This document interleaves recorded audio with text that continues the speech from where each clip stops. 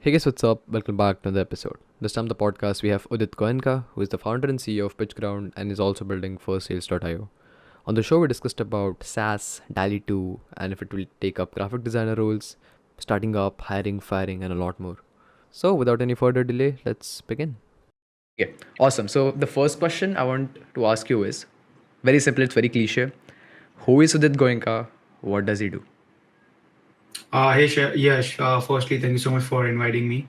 So Udit Goenka is a SaaS founder. He's a SaaS marketer, and his life revolves around SaaS, building SaaS and selling SaaS every single day. He is a growth hacker, and he loves music apart from selling SaaS and building SaaS. Interesting. You're a Man U fan too, right? Absolutely. Yeah, I stalked your Twitter earlier, like beforehand. Awesome. Okay. So you're big on Twitter too, right? You have around like more than 40K followers. So let's start with Twitter, right? Because that's something which is very interesting to me. Because I got into I made an account on Twitter like 2 years ago. And initially I was into the political side of Twitter. I used to just tweet about politics. I didn't understand politics then. I don't even understand it now. But yeah, so I Right. was at the political side of Twitter. And later on I switched to the startup side. And then things were very different.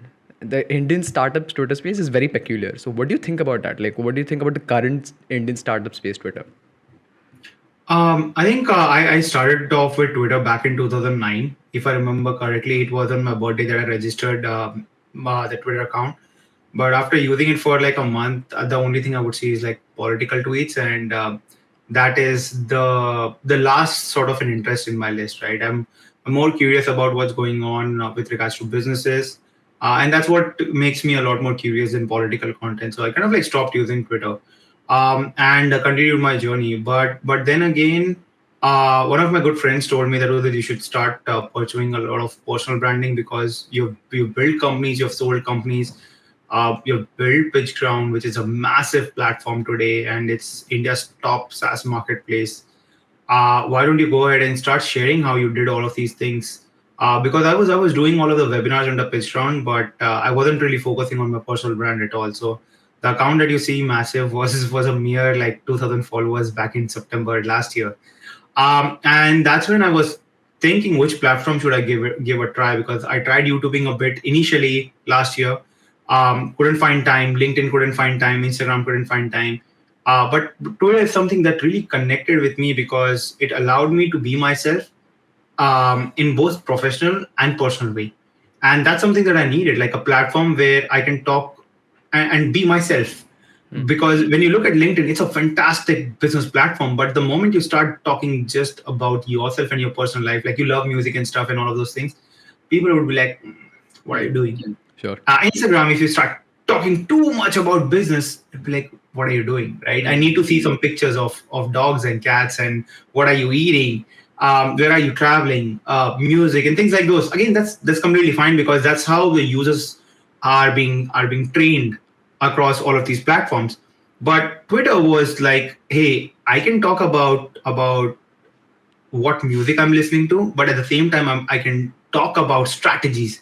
So that sort of really clicked me out. And at the same time, it didn't sort of take up a lot of my time at the same time, because you have to be very creative and just do it. I think it was 140 characters when I started, and then became 280 characters. So you have to be very creative in terms of coming out with the content. And I started working on that, and that worked out really brilliantly for me because I would spend just 5 minutes. And then at the same time, what happened was, because of the lockdown, a lot of people like me were also looking for a similar platform, because they were in the exact same situation where they didn't want to post too much of their personal pictures, but they don't want to put like too much of work stuff either. They want to have like a nice balance between both of them. A lot of people started using Twitter, and that's exactly where I came in. And Spaces was the hottest product by Twitter that just launched last year, when I started using the platform.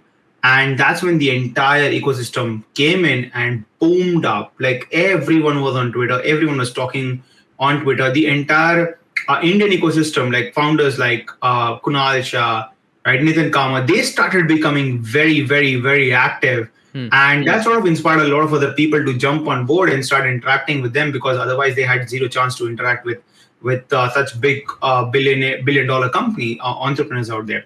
And I think that's where the ecosystem kind of like really started driving in. And I started focusing more and more to a point where I started implementing a lot of strategies. I ran a lot of AI tests to understand what tweets I need to do. I wasn't just something very random, right? I always put in a lot of research behind putting something, because if you're putting in efforts and if you don't understand how the platform works, you're just wasting your time. So it's very important to understand that. That's what I started implementing, and the whole Indian ecosystem started using Twitter very aggressively. And I think then it just came down to who has a better value for people, and people with better value sort of grew a lot faster. So in terms of Indian startup ecosystem on Twitter, I think it's absolutely brilliant. It's so easy to connect with people today, and people really understand the value that Twitter brings in, and it's so much more easier to network and meet with people. I've met so many incredible people, built so much networks across with VCs, different investors, SaaS companies. I've invested in some companies that I've discovered on Twitter. So yeah, the whole ecosystem is brilliant. And as long as any startup founder really knows how to use the platform properly, it can be a great growth hack opportunity for all of the startup ecosystem. Interesting. A bunch of questions here. So first question is, see, because you invested in a couple of companies through Twitter, so you discovered those like on the way.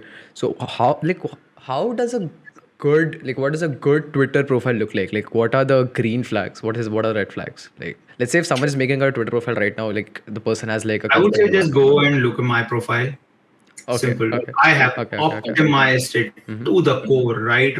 I actually had written a thread on it as well. So if someone uses advanced search, they would get that and discover that thread. I've gone very in depth, showcasing how to really break down, and it's not just about Twitter, right? It's any platform. Your profile is your landing page, because that's the first thing people see before they hit that follow button, before they hit anything. So if your profiles are not optimized, again, this is across any platform, the chances of you growing is extremely less. So the first thing you should be doing is optimizing your profile. So I'm just going to quickly break it down. So a good profile basically looks like your good cover picture, because that's the first thing that people see. Have a good picture of yours. Do not use artwork. Do not use any sort of NFTs over there.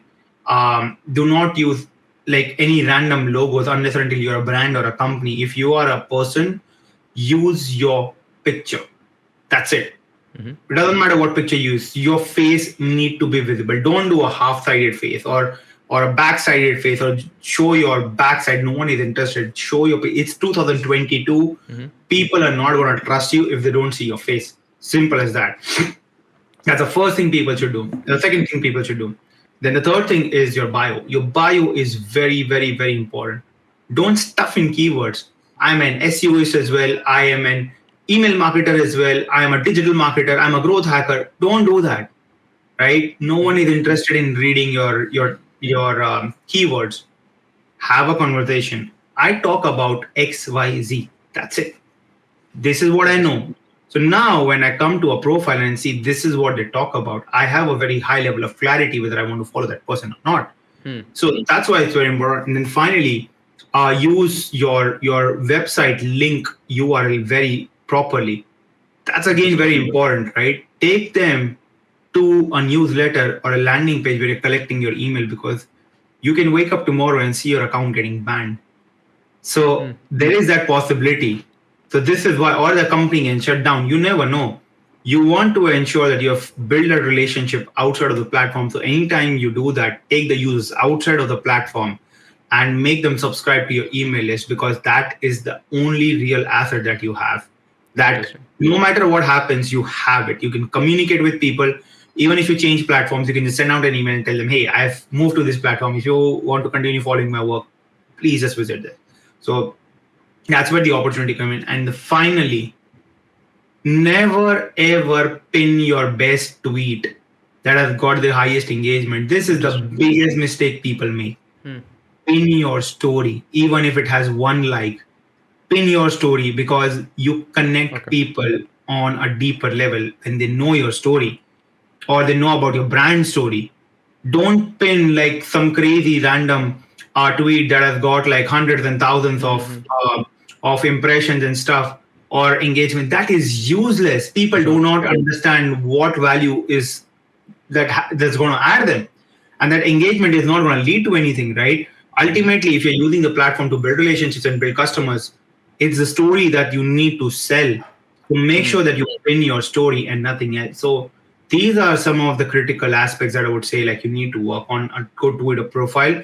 That's what is a green flag, I would say. Interesting. Okay, so let's do this right now, right? I haven't been taking my Twitter that seriously, but I'll screen share my profile. You can tell me where the mistakes are, where I should sort of make changes. Just give me 1 second. Yeah. Okay. First thing, I don't have a picture, so that's the first thing I have to change. Sharing the tab. Okay. Here we go. Let me know if you can see my screen. Yeah, I can see your screen. So this is my Twitter. I haven't been Yeah, tweeting you much. have said you are not doing anything. Yeah, exactly. My previous tweet was about it's a And retweet. this is why you see that your account is not growing, right? It's Yeah. struggling because people do not understand who you are. There is no face behind it, right? There is no background picture. The bio is clueless, right? Host Cash Markets podcast. Again, people don't understand what you're doing. For Like sure. I don't understand what you're doing. If you wouldn't have done an introduction of your, I wouldn't have even been known like what you're doing over here. And then again, you're taking people to your website directly. Don't do that, right? Acha. Like again, take them to this unless until you're a brand. If you are a brand account, it's different. When you are doing a personal account, it's very different. And then if you go down as well, I think you have pinned the wrong No, I haven't. I tweet. haven't pinned anything. It's a retweet. Again, right? So it defeats the purpose. You are losing out on a good web asset. Yeah, You're for losing sure. out on an opportunity that people are discovering. And make sure your tweets are as relevant as possible because ultimately, if you're not providing value, even if you attract people to follow you, they would just stop following you after that. For sure. So, what do you think is the best way to grow on Twitter? Do you think threads work really well? Because see, they require people to sort of scroll down and read each and every sort of part of the tweet, right? Do you think those work well, or like a one-liner tweet works better? So it really depends upon value. Interesting. So if you think like you need to add a lot more content to deliver that value, make a thread. If you think you can do it in 280 characters, do that.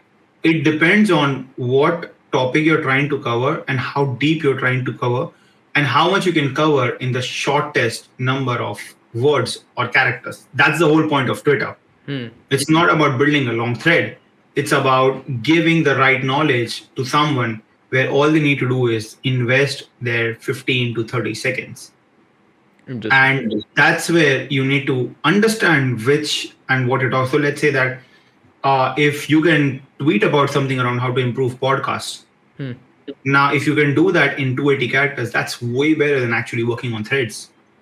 Sure. Just because you're writing a thread doesn't mean that you're delivering value.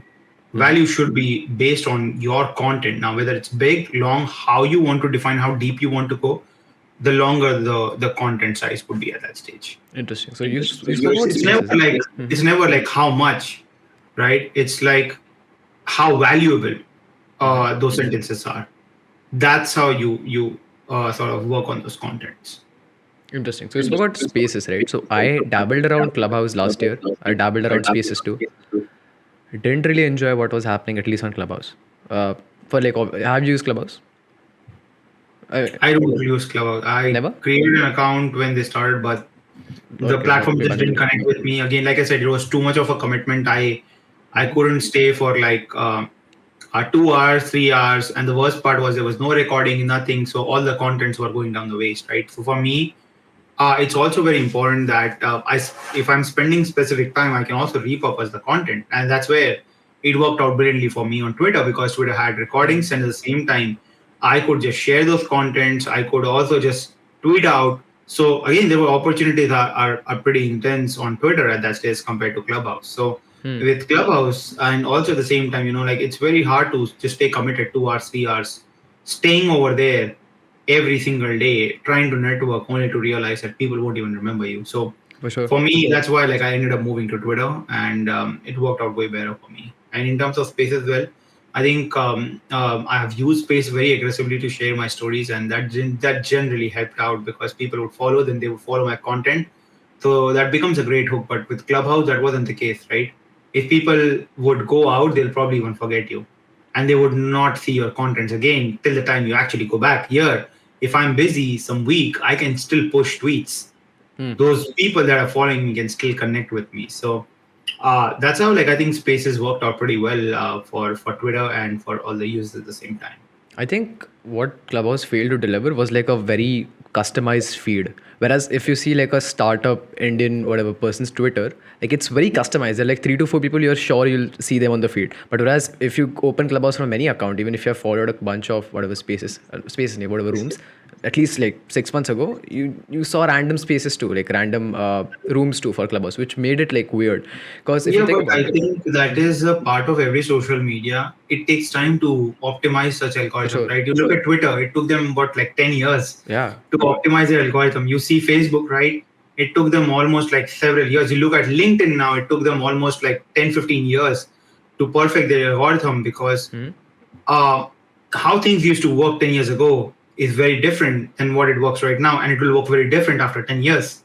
It's not going to be constant because as the users are evolving, as new generations are coming in, the evolvement and the upgradation of technology is very advanced. So that makes a huge difference. So you are 17, you had access to mobile phone and iPads at a very young age, right? We did not. Our generation did not, and the generation prior to that did not either, for sure. right? Most of us got our first smartphone when we were around 23, 24. That's when we all got our first smartphone because smartphones were very expensive. It was a luxury item. Now it is a commodity. But back in those days, it was a luxury item, regardless, even if you buy like the most basic Android or iPhone, right? So again, as the technology is advancing, the newer generations are getting more and more access, and that also is actually good for the ecosystem. That's why like internet companies have grown at the same time because more people now have devices, more people have access to internet. So algorithms will just keep on evolving regardless of the platform. So Clubhouse, if it sustains, it'll just take them time to get on the feedback Probably. and keep working on the algorithm and just keep improving. For sure. So let's talk about the Indian Twitter startup audience, right? So what is that one peculiar thing that you have noticed or observed like throughout your journey, like about the audience? I think there hasn't been something extremely specific, but one thing that I have seen is that uh, people are understandable.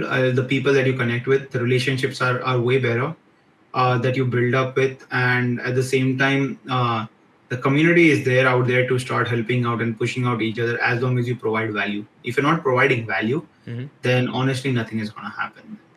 Interesting. So, do you think Twitter is a good marker to show like what India is? Because for me, I have an answer to that, like my own sort of thesis around it. But do you think it is a good enough sect of people to show like how the actual India is, at least Twitter? No, I don't think that's true because again, that's just one ecosystem, right? For But sure. then there are very serious people, serious entrepreneurs, serious startups, and serious founders who are on LinkedIn. They are very active on LinkedIn and they prefer using LinkedIn because, again, for some people, it's all about work, it's all about business, right? So they don't want to talk about their personal side. That's not what they want to do.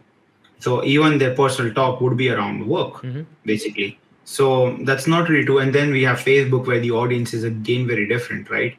For sure. So I wouldn't say like it's just Twitter, it's the entire ecosystem out there, and not just Twitter alone. What I feel like the incognito feed of YouTube is probably a good enough marker for like the majority of India, because like at least Twitter, it's usually like a college engineering going boy using Twitter, right? At I least, mean, not and necessarily, like right? It maybe like really political depends Twitter. on platform to platform and where they want to do, what they want to do, and what they want to achieve at what stage, right? So there is always that evolution. So now, like I said, today, 3 or 4 year kid, they start off with YouTube right away, right? They're probably watching like some sort of cartoon animations, listening to like poems and stuff like those For sure. at a very very early age. So they start adopting and start training on YouTube at a very very early, and that's why YouTube was forced to bring YouTube Kids for this sole reason, right? Because the government came in and started interfering because the parents were pushing a lot of their early kids, right, to start using YouTube to learn because the materials are fantastic. So I think it just comes down to the evolution of platforms across as you grow, and that's why like every there's a space for every platform, because every platform works very differently. You look at TikTok, right? It has its own space and its own purpose where you're delivering value. Regardless of what value, right? It can be entertainment, can be value for someone. We all pay for entertainment, so Sure. huge business. Mm-hmm. So for that, for people, that's value. So there are different platforms out there for different purposes. So you cannot just judge the entire ecosystem on basis of one platform, because it just keeps on evolving and just keeps on changing depending on Mm-hmm. what, why, and when you need that specific platform. Interesting. Have you heard about like DALL-E 2? Like it's been big on Twitter since. Oh, Yeah, so definitely. what's your current view on it? Like, have you used it? Did you get access to it? I have access to it. I also have access to GPT-3 since their Hey, that's cool. very early beta. Mm-hmm. And I think tech will keep on evolving. AI would keep on evolving. There's going to be new technologies that's going to keep coming in. I think OpenAI also released some open codex where you can have like a lot of basic codes being written by them. Again, it's evolving. It's going to continue to evolve. So all of the basic HTML markups and stuff, you can just automate that using that. So it will just save you a lot of time Do you think on like that. DALL-E will take like graphic designer jobs? Because this has been like really big on Twitter, like at least for the past 2 weeks. That's never gonna happen. Interesting. That's Why? never ever gonna happen, right? So remember that ultimately there's space for everyone, but what technologies are gonna do is it's gonna make you smarter. That means you have to use technology and AI as an assistant. What people fear is AI is gonna replace them, but they forget that AI is here to assist you. You need to use it as an assistant. So again, I'll give you an example. Now, a lot of people are using GPT-3 to write contents. Now, when you use that, you no longer have a writer's block anymore. That helps you when you use it as an assistant. Now, AI also helps you to analyze your contents. That is again very helpful, because all those research work, which earlier used to take 4 hours, 5 hours by a human, is now automated using one click. You have Yeah. that in front of you. So what used to take 2 days, 3 days to write one content now takes you 3 hours to write the same content. This is what AI is all about. You have to evolve over a period of time. Same is with DALL 2 as well. Is it's going to help graphic designers to learn more about it, to understand more about it, and also come to a fact that it's gonna remove your creativity block, because ultimately people will buy graphics, people will use graphics, and at the same time it's going to be impossible for AI to really match a user's requirement all the time. So again, there's a room and space for everything, right? There's going to be a space for quality, there's a space for different opportunities. So it just depends upon what the client really wants ultimately. And if you are able to deliver results using DALL-E 2 to users and they're happy with it, that means you can take up more projects now. Yeah, but do you think like let's say like there's like an in-house graphic designer for like almost every company now. Let's say decently sized company. But if you even, I'm sure you've used DALL-E 2, right? Like you know how good that is. Like at least the image production, the variant production, you know how good that is. Yes, but So again, it it it'll be cannot easy create for custom. everybody, right? Yeah, Like but it's it cannot like create custom banners, right? So let's say a company requires a custom banner for their ads, it cannot produce that. It's producing it can, graphics. right? It No, can create it like cannot. templates of stuff, but you have to No, it further work cannot. on those like later on. It cannot. That's what I'm saying. It cannot. So let's say that I want a screenshot of a product. I want a logo. I want this headline. Tally2 cannot do it. You have to create it manually. It's going to For sure. create a lot more broader graphics. Yeah, That's maybe where like a it comes. digital artist type situation. Correct. It's more of an artwork, more of those kind of things that's going to be generated, But right? But how it's long not do you going to think will generate. it take for like at least see UI can be automated by DALL-E 2. It's not about UI, right? That's Again, one example. it's not just about UI, right? It's about the whole tech is just going to keep evolving. But like I said, it's not going to replace human. It's there to assist humans. Hmm. People who fear are the ones who feel who their quality of work is generally low. So AI will take away jobs of people who are not good enough.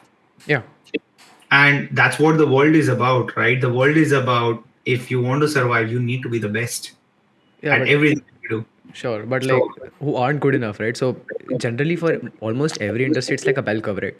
And most of the people fall on, I mean, a good chunk of people fall on the left side of it where they aren't producing enough or they aren't good enough. So those guys at least need to fear about AI.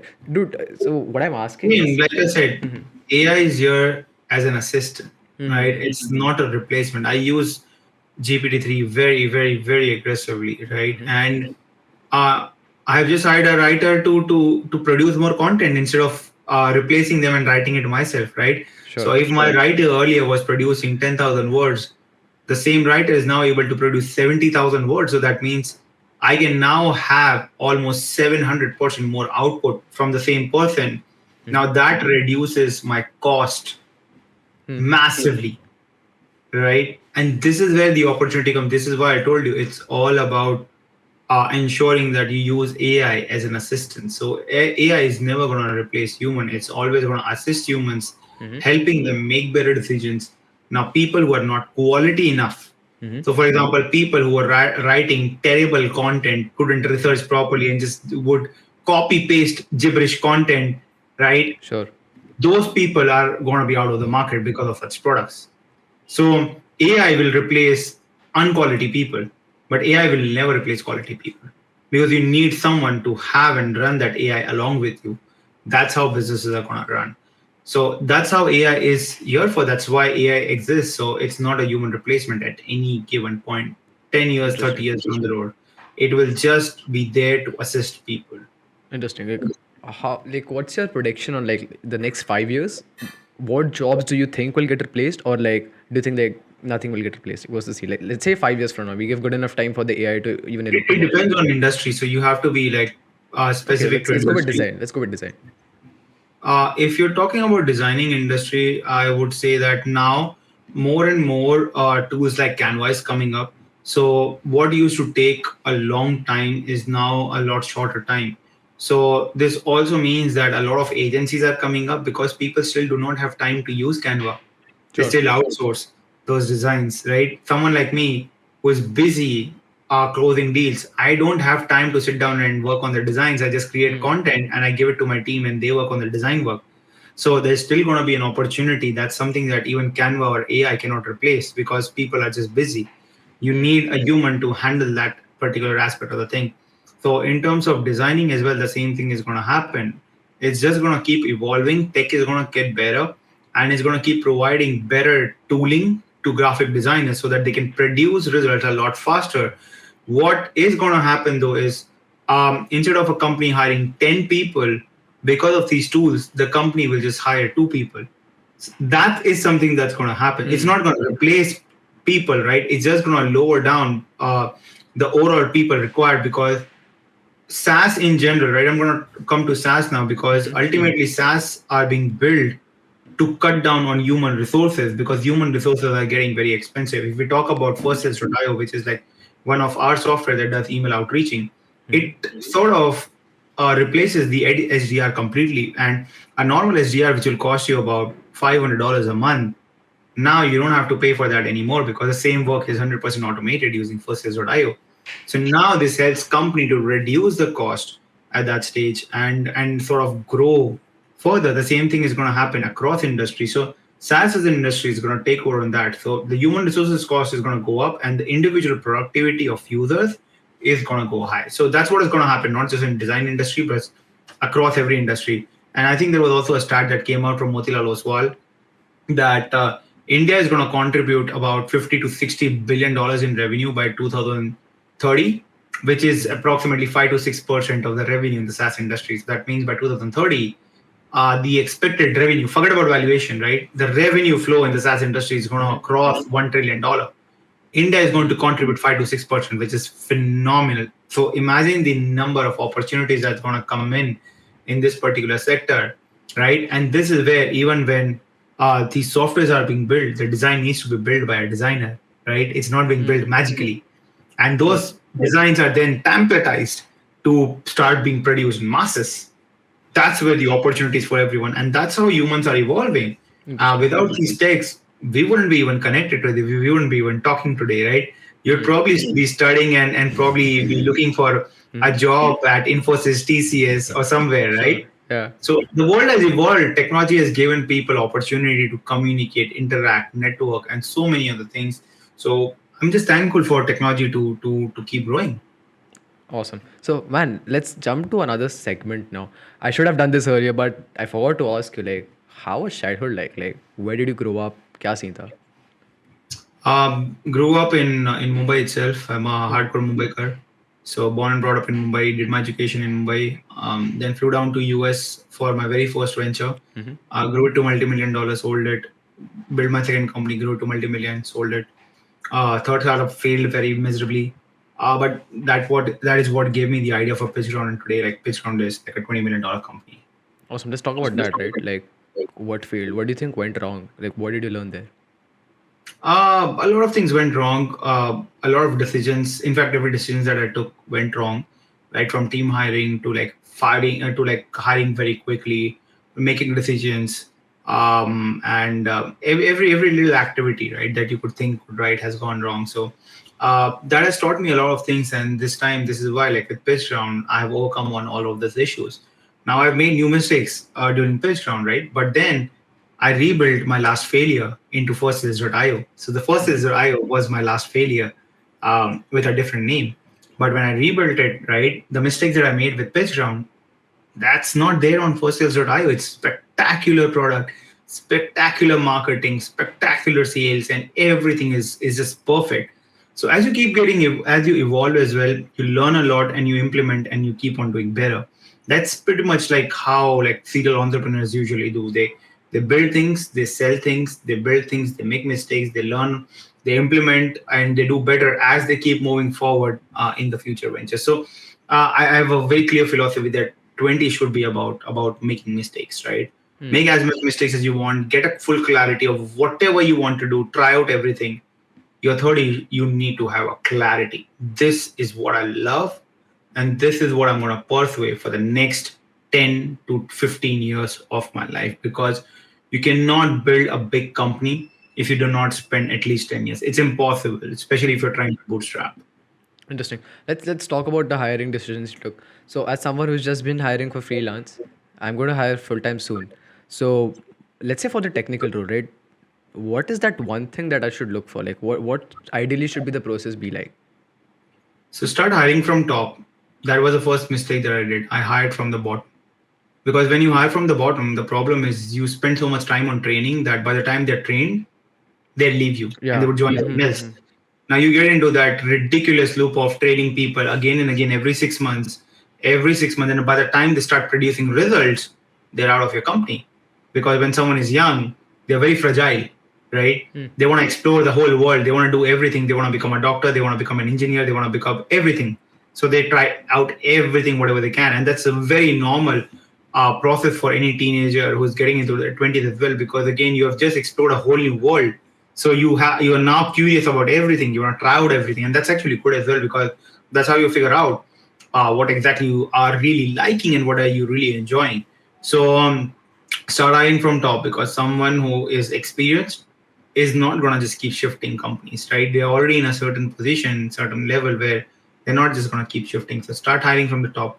Second is start doing a lot of hiring a lot of fractional worker. This is a brand new concept that's rolling around right now in the industry, where you hire people, right, but you don't ask them to spend the full 8 hours a day. Maybe all we need is 2 hours a day. They're still working for the company, but not as a freelancer, as a fractional worker. There's a big difference over here. So now what I want is, look, I can afford your 20 hours a week. Just give me your 20 hours a week. I can only afford 20 hours a month. So for example, if you're hiring a high-end dev, that is probably going to cost you like $10,000 a month, but you only have a budget of $2,500 a month. You tell them, hey, just work for 40 hours a month for me. Spread the 40 hours across the entire month, or you want to spend it over a week, that's completely up to you, or a weekend, that's completely up to you. So you're still working and associated with the company as an official employee, but you're a fractional worker. And how does someone like read resumes, right? Because let's say for fractional workers, right, I think the resume system remains still the same. Or let's say we hire from another platform. What is the right way to read a resume? How to vet a resume? Like, let's So say, the first thing that you have to do is start implementing AI into it. So we use a software known as Vervo. Mhm. For that, we put up all our applications over there. They go through that intensive process, and we ask them to upload everything, and it gives a certain AI score based on the time that they have taken, keystrokes, everything. Right? It analyzes everything and gives a certain score. So half of the people are dropped out in the form process. That's how you know that you have done a good job by not getting on a call with them. Because if someone doesn't take like 30 minutes out to fill, and if they're interested in a job, they're not going to work unless until you've been seeing their work since a very long time on social media and stuff, and then you're talking, then it's a very different case, right? But if not, then that's the first thing that you need to do. Then once you have filtered out all those processes, you will get a score. Create a benchmark that if it's less than 80, they're auto rejected. If it's about 80, then we get on a call at that stage. Get on a call, learn more about them, try to understand, because skills is something that can still be taught, but ethics and character is something that you cannot teach. So when you're hiring people, hire them on the basis of their character. They could be very hardworking. It's just that they don't have talent. Hire those people. Versus some people who could be a complete douche, right? Who could act like I am the best in the world. I am this, right? I am that. You got to start avoiding those people, because eventually they would quit on in just few months. Second, and one very last important thing is that um, avoid people who are shifting jobs every 6 months, because the same thing is going to happen with you, right? But if someone has spent at least a minimum 2 years and then shifting every 2 years, you also need to be mentally prepared that they're going to give you your 2 years, not beyond that, right? So, but that also means that they're also sort of hungry to grow.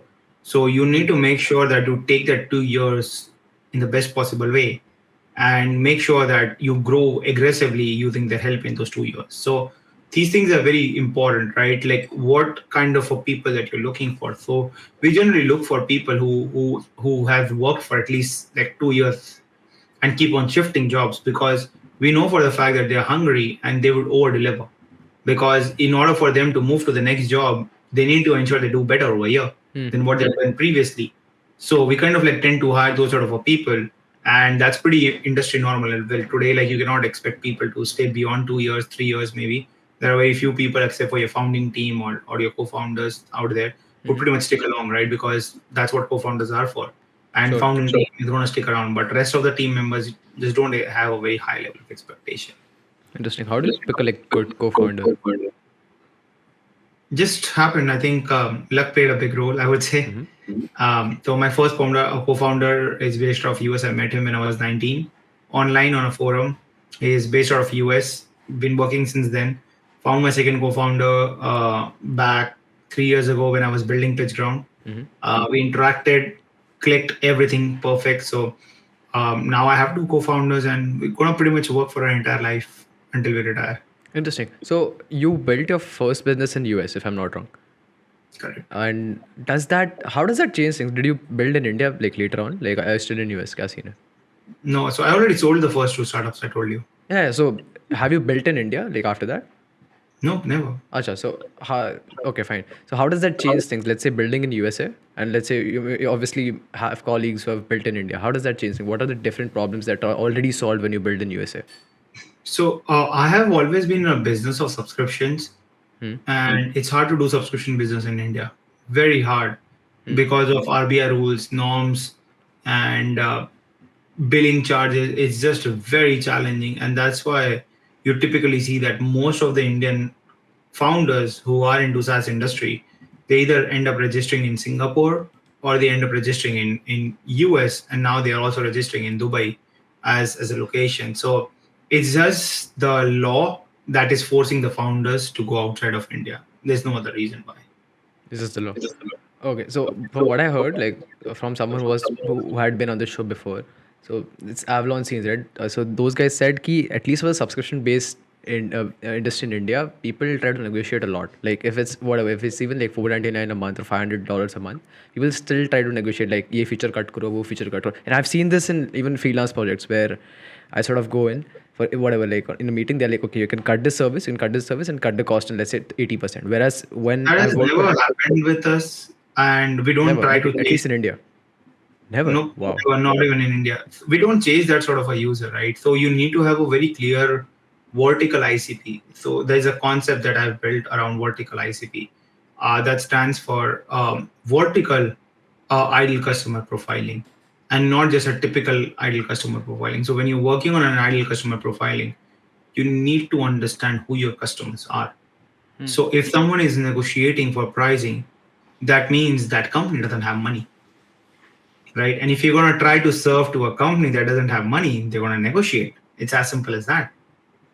If the company that doesn't have money problem, they don't care about it. Secondly, the biggest problem when you're trying to sell software, and this is a big mistake that 92% of the companies make, and that's why the failure rate in SaaS industry is 92%. That's again another reason why I built PitchGround. So the problem is people sell products. I sell outcomes. That's the difference. And Can you elaborate on that more? again, I don't sell products. I sell outcomes. People sell product. So if I go out there and say, I have built a community software, it does this and that and this and that, you're selling features, you're selling product. And people are going to negotiate. I don't need this. I don't need this feature. I don't need that feature. And this is where the problem comes in. What I do is I sell outcomes. Hey, if you bring your entire people under one roof, it's going to help you to grow your company by X percentage. This is what we have done for other companies. Now, when you do that, people are not going to negotiate with you. People are going to say, hey, let's just grow, right? For first sales IO, we have not seen a single user coming in and asking for a discount. And if someone does that, we tell them, look, this is the outcome you will get. You can buy it or you can leave it. It's up to you. If you leave it, you're losing a potential of 50x of money that you're going to invest on the table. So now, are you going to cherry pick and try to save a couple of bucks, or you're looking to make that 50x? That's your decision now. People stop arguing. People stop negotiating. So it comes down to how good of a closure you are, and not a salesperson. A salesperson sells product, but a closure sells outcome. That's the difference. Interesting. So you have like a marketplace for SaaS, right? That's Pitchground. So what does like a good SaaS marketplace landing page or a product page look like? Like they sell outcomes. Like how does, let's say I'm putting up a SaaS product on Pitchground. So what are some things I should keep in mind? Like how do I make sure that I'm selling the outcome by just in text or So maybe that like a couple of outcome is videos? to be sold on your website. If you go on firstsales.io right now, Okay. you will see that it's not like any other website that you would typically see. Interesting. It I'm looks on it right very now. different. It looks very unique, right? It looks very different than what you would traditionally see on any SaaS website out there. If you go on any of our sales pages, we have built funnels after internal funnels, after everything, on every single point, right? It looks very unique. So the reason behind that is we are very, like, I have been in this industry for over a decade. I understand at PitchGround, right? We understand what it's required to sell a software. That's a very, very different level of skill set someone requires. So when you're building things, you just need to ensure that you have the right copies. You understand how to sell through copies, right? Understand the pain point. So if you cannot do that, hire people who can do it for you, right? There are people who are out there, but then again, like, you got to shell out some money because quality people know their value. So as long as you do that, shouldn't be a problem. So focus on that. Again, take firstsales.io as a potential experience point for your platform, and in terms of how you build, use it as a benchmark to how you can do, or inspiration, I would say, and then build things on top of that for yourself, and you will see like the results coming in. Because what I always call any marketing is like HTML, CSS, and JavaScript. It's visible, the code that you have written. Same is with marketing. It's very visible in terms of what people are doing. You have to think as that great marketer that can you steal that idea? Can you steal that strategy? And if you can, just do it. That's how you evolve and that's how you grow. You learn from the best. You don't learn from the worst. Interesting. What are a couple, okay, other than first sales.io, what are other couple like good, great SaaS products that people can look at as an example? Let's say we're taking another approach, different than first So sales.io. if you look at ClickFunnels, right, they've done a fantastic ClickFunnels. job in terms of their website, their entire funneling, the way they have constructed the site. Again, it's a very different approach in terms of how they have taken. Another site you can potentially check is intercom.com. Again, if you look at the entire approach of intercom, it's very unique, it's very different. You can also look at monday.com. Again, if you see the whole approach of their landing pages are very different, somewhat very similar to what we have done. So that's how you evolve, right? That's how you take some. These are some examples of how you persuade sales, right? But more importantly, you also have to understand the product that you're selling and the angle that you want to take, because generally people buy software for just two reasons. One is to make money and one is to save time. Now you need to understand which angle that you really want to take, right? And based on that, you have to drive your copies accordingly. You cannot take like both the angles together because people are going to get confused at that stage. So that's how you figure things out and that's how you lay things out. Interesting. Okay, let's jump back to the audience section, right? So you are at 41,000 followers around right now. So do you think, let's say, when you scale bigger, you have to become sort of like a fortune cookie Twitter profile? Like, do you think in order to scale, you have to dumb down your content to a certain degree? Do you think that's going to happen? No, I'm not worried about the number of followers, man. I'm just worried about delivering value to people. That's what I think. I'm not worried about whether I'm going to grow from 40,000 to 1 lakh by the end of the year. What I worry about every day is, okay, when I tweet this, is it value enough for people? That's all. No, People let's are say someone wants to obsessed scale, about right? metrics. I'm just not about obsessed about such metrics, because honestly, if you get obsessed about it, you're gonna care less about people that are following your work, and you would start caring more about the vanity metrics. And that's not what social media is about, right? You can celebrate that, but ultimately, if you do not provide value, people are not gonna talk about you. And social media accounts that grow are the result of word of mouth marketing, are not of the result of just the kind of content that you're pushing up. You look at any accounts out there that has grown, is the sole reason behind that is people have shared their work across different channels, their networks. That's how they have grown, right? Be it an entertainment channel, be it a value channel, be it an education channel. The reason why they have grown is because of internal sharing among different networks.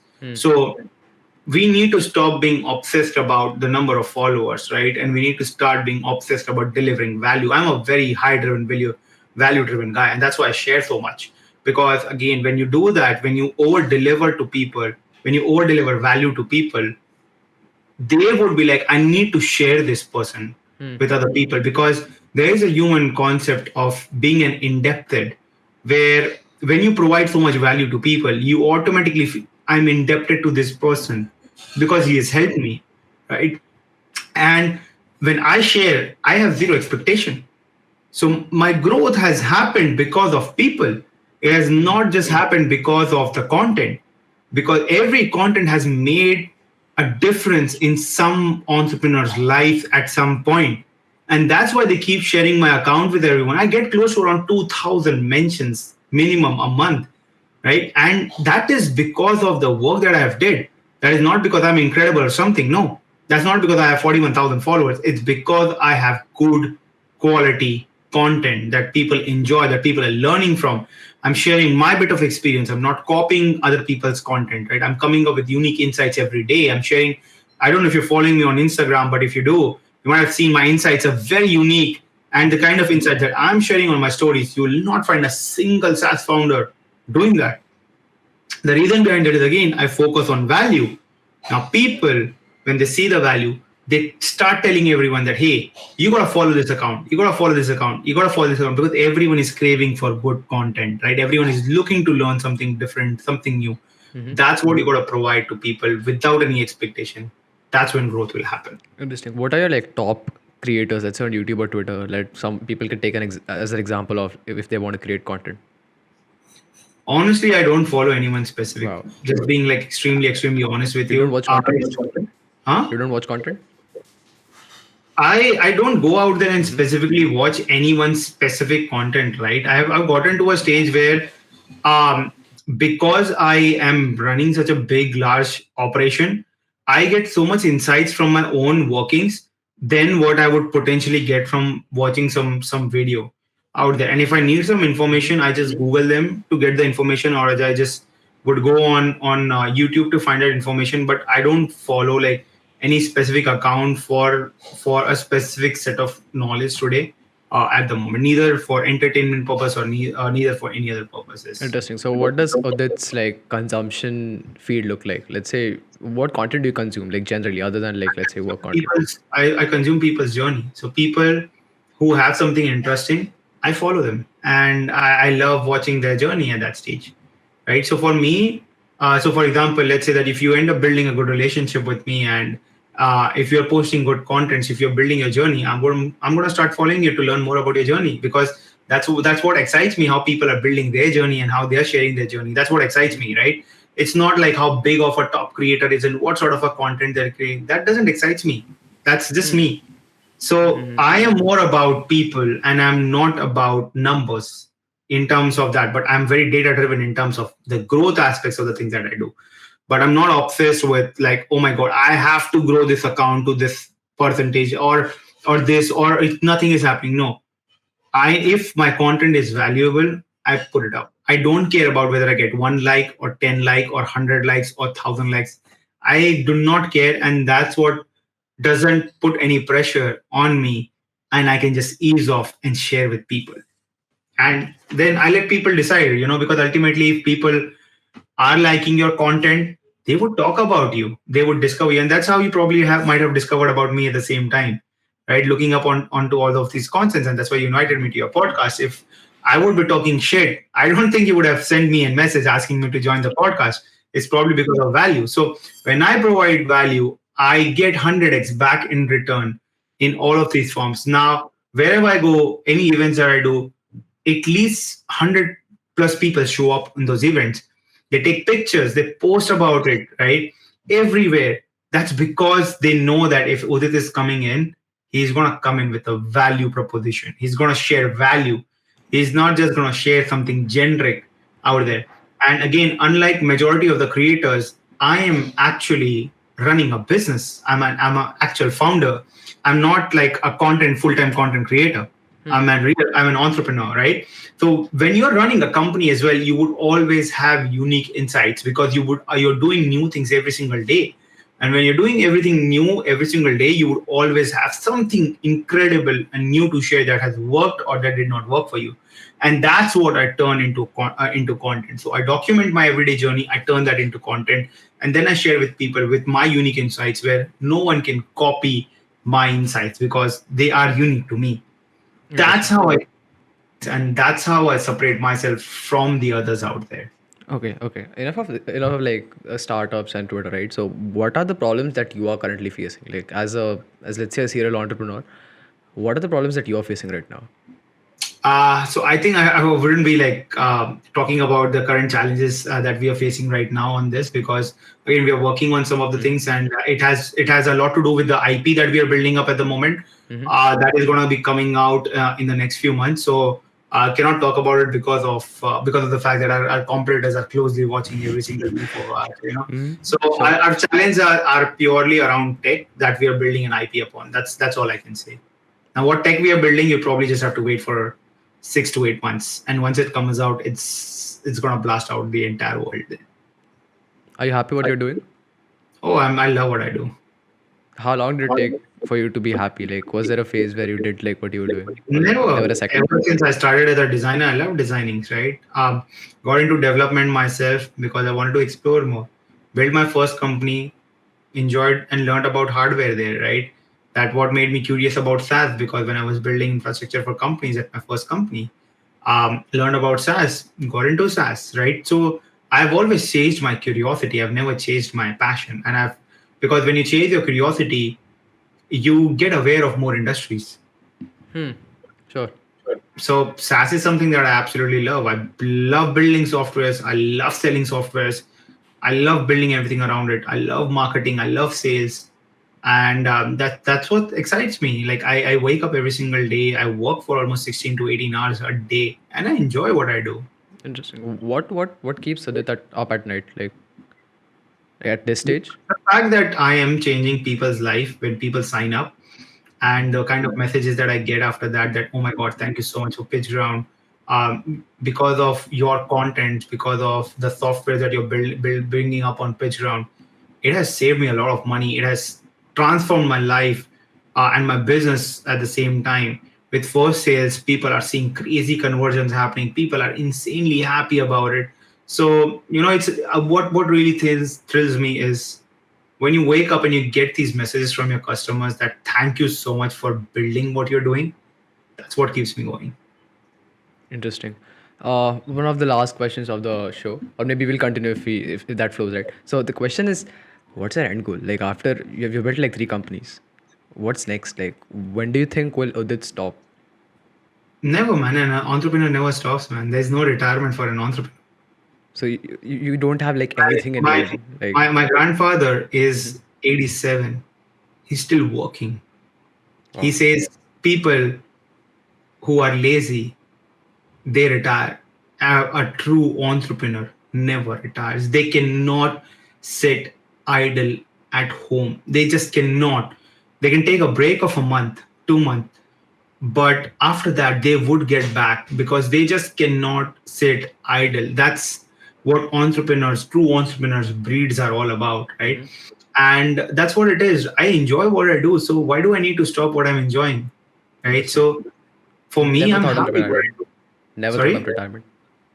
Why do you want to retire? This is like a question asked like every founder. Like what's next?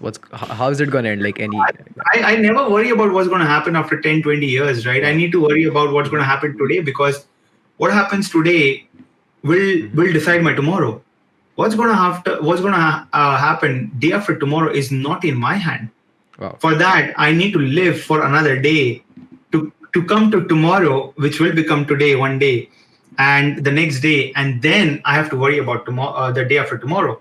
So the fact is that people worry so much about the future that they start screwing up their present. I have done that in the past, right? So I have learned from my experiences, I've learned from my mistakes, and that's why I don't worry about the future potential things that's going to happen. I just keep going. Wherever life is going to take me, I'm going to go over there, because that's not in my control how things are going to be, how things will evolve, right? Where things are going to grow, that's not in my hand. But what's in my hand is what I have to do today. That's in my hand. What's in my calendar today, that's in my hand. What I need to execute today, that's in my hand. And I need to make sure I deliver to my customers who are asking me and expecting me to deliver that because they have made a payment to me. That's what I want to deliver upon. Anything beyond that, I think no one should be worried about, because that's when you start stressing out. And we already have enough stress in the world about so many things. So again, make sure that you're calm, composed when you're taking decisions. But again, be very aggressive with your approach when you're working. That's how you really decide on things in terms of when to stop or where to stop. Interesting. What does like a day in life in Udit Goenka look like? Wake up, I start working, I sleep. I wake up, I start working, I sleep. That's my everyday life. Where does Manu come in, man? Whenever there are many matches on weekends. On weekends. Awesome. Okay, last question of the show. I'm turning like 18 like next year, probably in a couple of months. So I'm doing this thing where I'm asking every guest who is coming in like in the recent months, what advice would you give to your 18-year-old self, like right now? Don't start your startup. Okay. Get a job. The reason behind that is when you start as an entrepreneur too young, you make too many mistakes, and you make those mistakes on your own money. Stop making mistakes on your own money. It hurts. It's painful. Get funded and make mistakes. That's what I'm saying. Sorry? Get funded and make mistakes. No, just get a job. Okay. Right? I have a very clear philosophy from your 20 to 23. Get a job with a non-funded startup, bootstrap startup. You're going to learn how to optimize business. From 23 to 25, join a funded startup. You're going to learn growth. You've already learned optimization. Now you've learned growth. 25 to 30, join a corporate. You're going to make money. You're going to make shit ton of money. You're going to build enterprise grade connections, right? And then you would also potentially find the highest quality of people over there. Now, the biggest problem people have is finding co-founders. When you join corporates, you find your co-founders and colleagues working right next to you. And you build that connection over 5 years. And now when you start your startup, the chances of you making mistakes is so low because you've already seen the screw ups. You already know how to optimize business now. You already know how to grow a business now. You already have corporate connections. You have money in the bank. Why do you need to raise capital now? Wow. Interesting. Awesome. That's actually really mind bending. Cool. This is how anyone should. I wish I could have done that. It's just that during my time, about 15 years ago, startup culture didn't existed in India. There were just like top corporates. That's it. Like you clear your exams and jobs and probably join any of these big multinational companies. That's not the case today. People have so much options. You have right from Web 3.0 to SaaS to D2C companies. There are every vertical, right? Whatever you are passionate about in any industry, you would find a ton of companies with a lot of problems who are looking for help from good, special, amazing talent. Just go out there, explore. And again, this is where you would learn a lot from these founders who are in their 30s because they're going to share all their experiences and that's how you learn. And when you go into the 30 and you start a startup, trust me, the growth that you would have would be phenomenal. You will not worry about how to make sales because you've already learned that when you are in corporate. You won't have to worry about how to do hyper scale because you've learned that in a funded startup. You will not worry about how to optimize businesses for better margins because you've already learned that at the very early stage of your business. And that's why I said start a career from a bootstrap company. Don't start your career from a corporate because people do exactly opposite. That this join a startup at a very late stage of their life. That shouldn't be the case. It should be the first stage of your life. If you follow this, I wish I would have done that, but now I give this advice to every teenagers or people in their early 20s. Genuinely follow this because again, build startup, but then again, wait for it. Because even right now, the most successful age of a successful startup is 45 years. That's a stat in the world out there. 45 years is the average age of a successful startup. You have your whole life right in front of you. And more importantly, make mistakes on other people's money. That's how you learn. That's how you grow. Awesome. Thank you so much for your time, Udit. It's been great talking to you. I hope it's likewise. And yeah, we'll make sure like the next episode, whenever we do it, it's offline. It'll be more fun. I'm trying to do those too. Okay. Don't Sure, leave just definitely. yet. 1 second. I'll just stop the recording. 1 second.